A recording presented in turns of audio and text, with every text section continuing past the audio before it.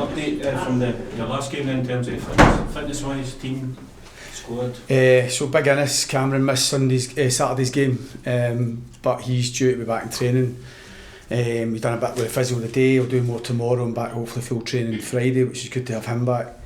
No issues from the weekend, which leaves only Kel McInnes, who's longer term, as you know. Mackay-Steven been training with you? Yeah. What's the situation with him? He's just training with us now.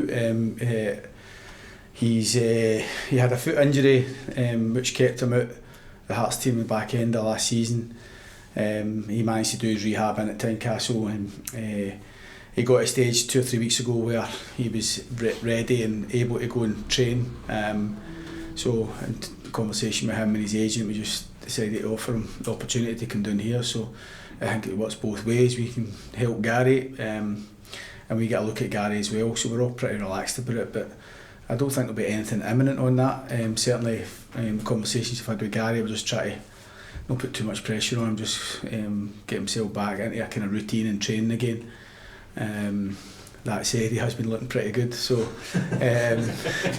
no pressure yet, but no, delighted to have him. He's a boy obviously I worked with before, and he did well for me at Aberdeen, so well, he still looks young. I had to Google him, he's not as young as he was. He's showing some lovely touches, he's fitted in brilliantly with the lads, so it's good to have him here, and if I can help play a part and help him get him up to speed and ready, great. But we're quite open to see maybe where it leads us, but at the minute there's nothing more to report on it. You say you're not under, there's no pressure there, but would it be wise to get him tied up before other people? Possibly, especially the way I've been talking about him training, he's been doing really well. So, I think he's quite an open, good relationship with his agent. He's over the years, and certainly with Gary, and I don't think he's in any rush to get something sorted. He's just kind of trying to get himself back to fitness. His base fitness has been terrific. He's fitted in great. He's not missed a session since he's been here.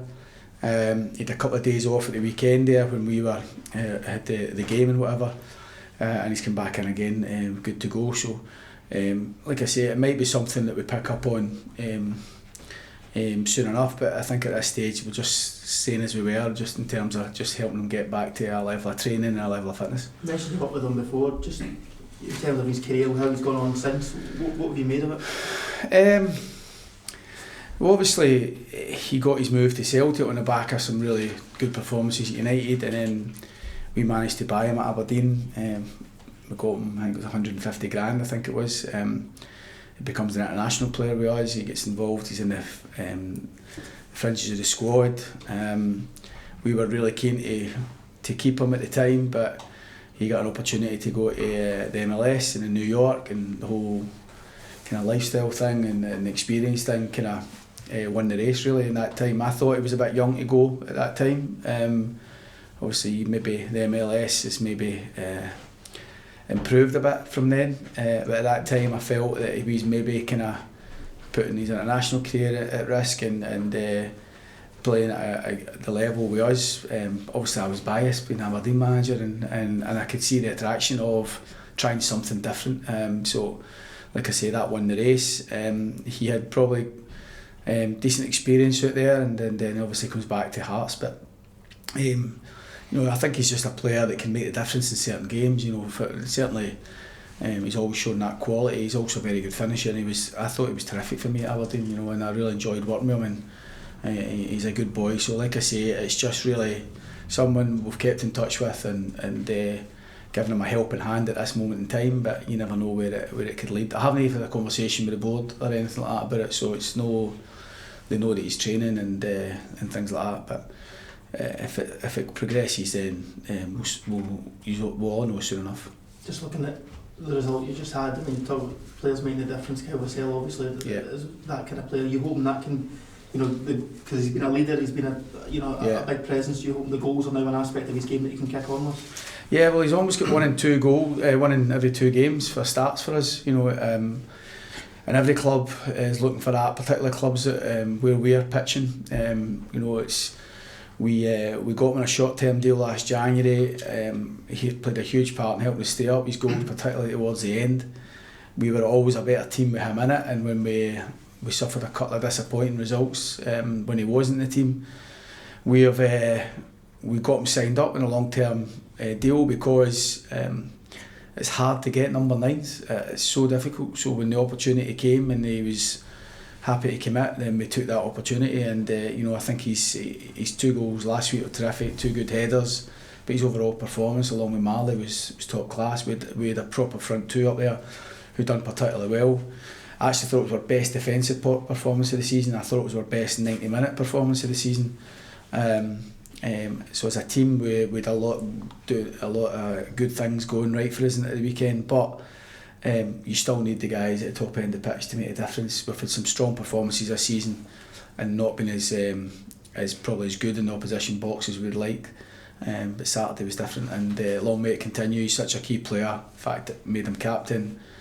I've got a good relationship with him. He drives the dressing room. We've got a brilliant dressing room, and he's a huge part in that. It's so tight in the league.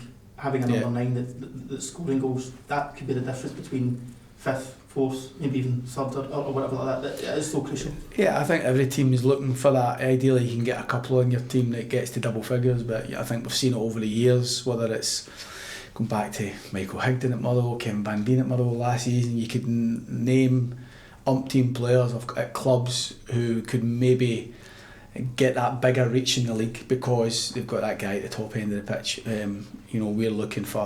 We're pleased with Kyle's up to 4, I think. I think Marley's on 3, and he's missed a few games. Danny Armstrong's chipping in for wide areas. We're getting goals from midfield. Brad Lyons and Davy Watson's chipped in. So but your centre forward is if we can get a couple of them into double figures, then it could make a difference for us. 3 points between Hearts and 4th and Ross County in 11th. Yeah, it's crazy, isn't it? Yeah, and I think that's probably going to be the way for a while. With a lot of teams, it's tightness. I don't think there's a lot between a lot of the teams. I don't think you can become obsessed with looking at the league table now and making judgments. I hear people saying tipping this one for relegation, tipping this one for top 6. I think it's all too early, and I know it's guys' jobs to, when they're asked the question, to give an opinion. But I think, I watched St Johnstone Aberdeen game the other day on my laptop, and I thought St Johnstone were terrific, and everybody's saying that they're the ones that are going to go down. I don't see that at all. I don't see a lot between a lot of the teams, I'll be honest, and I think it's too early. I'd always say you get in 2 rounds of fixtures, and normally around about January you've got an idea of who's fighting for titles, who's fighting for Europe, who's fighting for top 6 and who's fighting relegation. But I do think that this season it's going to be particularly tight because I think there's nothing between a lot of the teams. What have you made Aberdeen this season? I've seen them in the flesh a couple of times now. I think obviously Barry's got a preferred system. I think he's changed his system a couple of games, maybe playing against better opposition, the Frankfurt game and going to Ibrox, and he found a way of winning and getting positive results. Never won the game in Germany, but I think he probably took a lot of positives from it. They've invested again, spent a lot of money there. There's a huge demand and what's expected there, and Barry's well aware of that. He's been immersed in the club, since I signed him and part of the staff, so he's well aware of the challenges they face. But I think, as Barry said often enough, about the chance just to try and juggle the European games and the league domestically. But I think he's done a great job, Barry. He's done terrifically well. He's been well supported, as you would just hope for every manager. And I think he's got some very good players there, so they've been a wee bit inconsistent in the fact that you've made reference to the league already. There's still a lot of teams fighting maybe for their best form, but when they click, they're a very good side.